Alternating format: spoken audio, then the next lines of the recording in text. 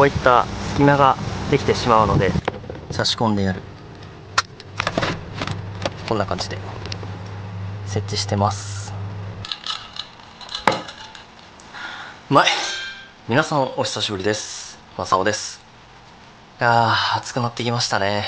実は今日でジムニーに乗り始めて10ヶ月経ちます。なので今日は新型ジムニーに乗ってみて、実際に思ったこと、いいこと悪いこと、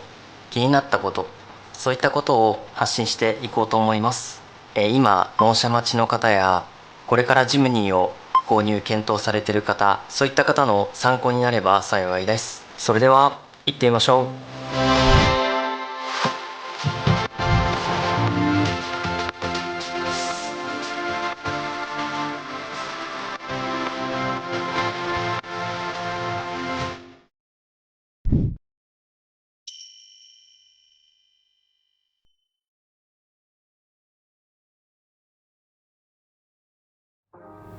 はい、それではレビューしていきたいと思います。まず、ジムニーに乗って良かったと思う、一つ目は、なんといってもやっぱり、可愛さですかね。どっから見てもやっぱり可愛いカクカクした、フォルムと、その愛嬌のある、顔が本当に何度見ても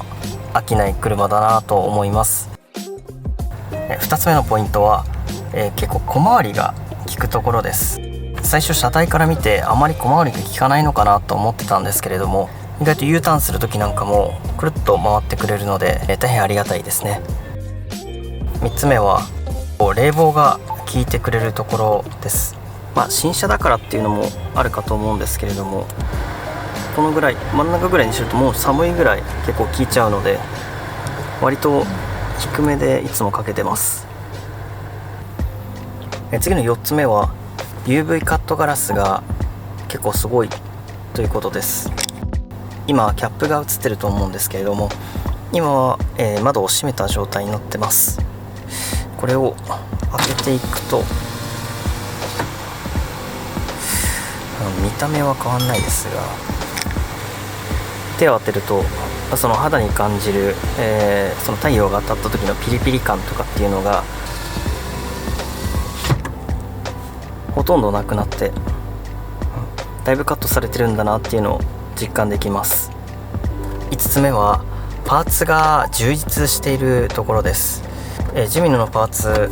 ものすごい充実していて、今何アイテムあるかっていうのはちょっとわからないですけれども、すごくカスタマイズできる車になってます。納車後には、自分好みにカスタマイズすることが可能です。6つ目はジムニーはフルフラットにできるということです。今は後ろだけをフラットにした状態ですが、こんな風に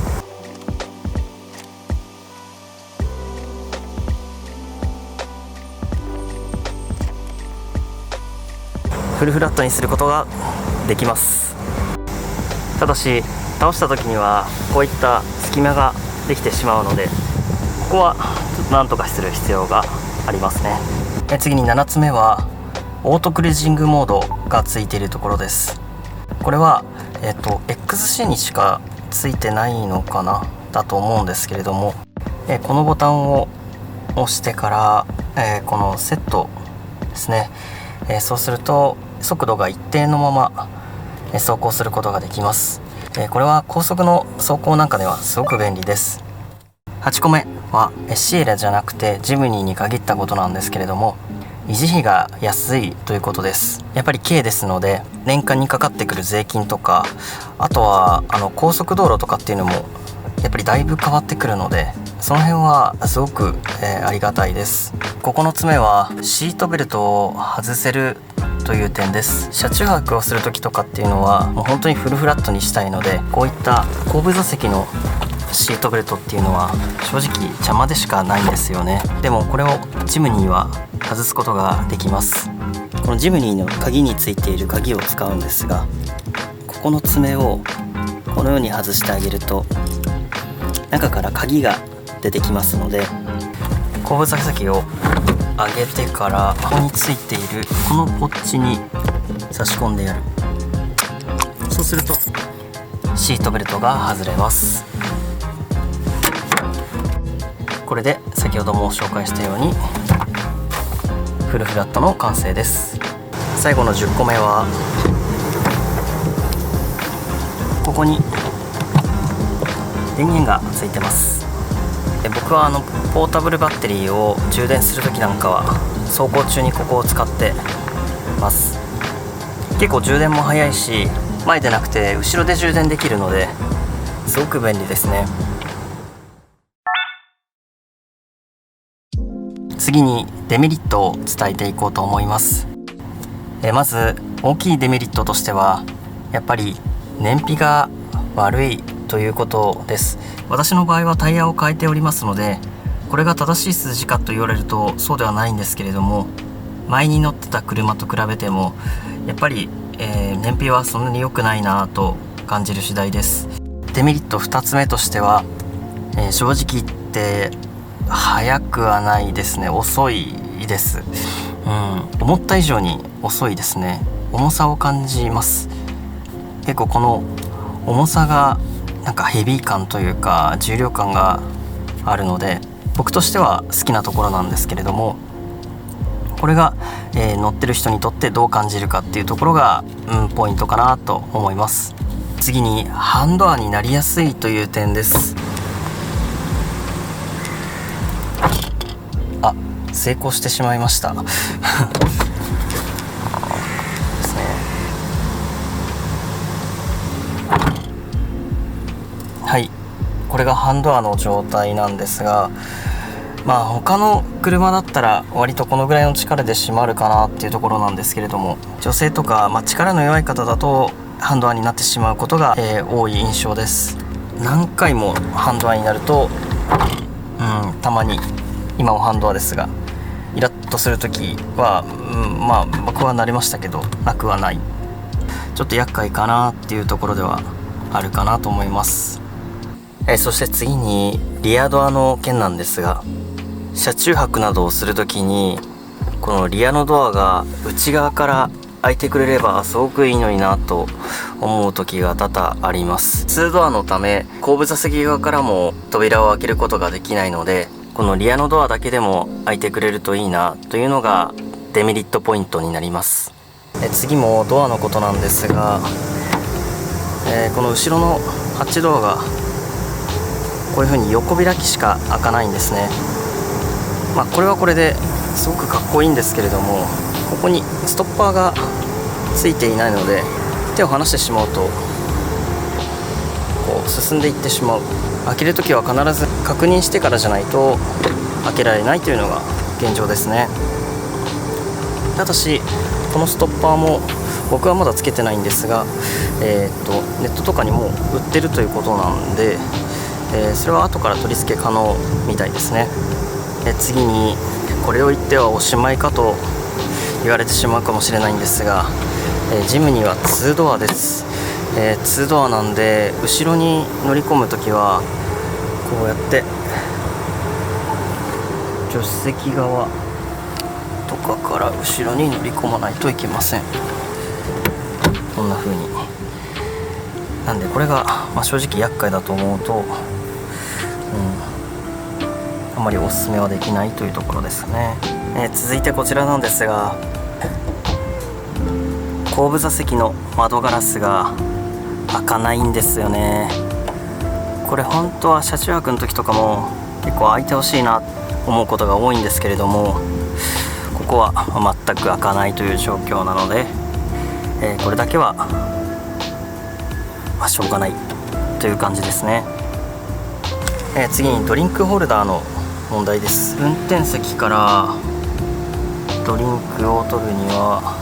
このかなり後ろの方のドリンクホルダーを使わなければいけないので、今各ドリンクホルダーがネットで販売されてますので